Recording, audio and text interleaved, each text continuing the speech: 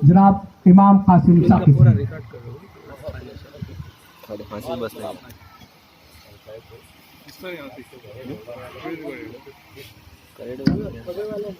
السلام علیکم ورحمۃ اللہ وبرکاتہ. چلے گا جی، اجازت چاہتا ہوں میں. مسئلہ یوں ہوا ہے،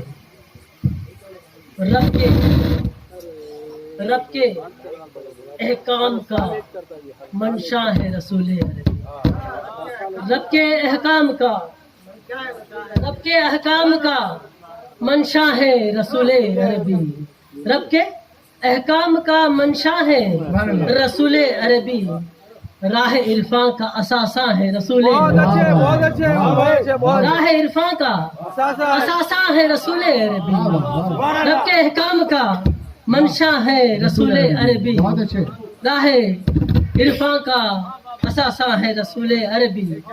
اس شعر پر توجہ چاہوں گا. ذکر لولا کا لمحہ سے یہ پتہ چلتا ہے، لولا کا لمحہ خلقت الافلاک.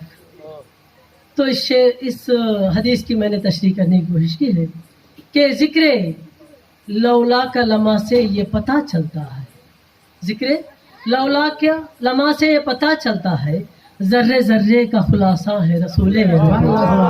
ذرے ذرے کا خلاصہ ہے رسول عربی.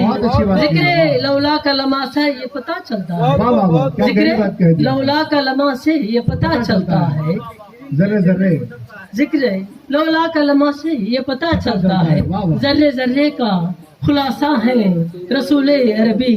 اب اس شعر پر توجہ چاہوں گا کہ سیرت احمد مختار پڑھو، نعت لکھو. سیرت احمد مختار پڑھو، نعت لکھو، کیونکہ وہ شمس کا شہراء ہے رسول عربی. سیرت احمد مختار پڑھو، سیرت احمد مختار پڑھو، نعت لکھو. سیرت احمد مختار پڑھو، نعت لکھو، کیونکہ وہ شمس کا شہراء ہے رسول عربی. کیونکہ وہ شمس کا شہراء ہے رسول عربی.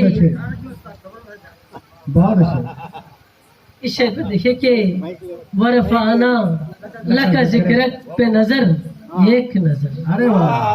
ورفعنا لک ذکرک پہ نظر، ایک نظر. ورفعنا لک ذکرک پہ نظر،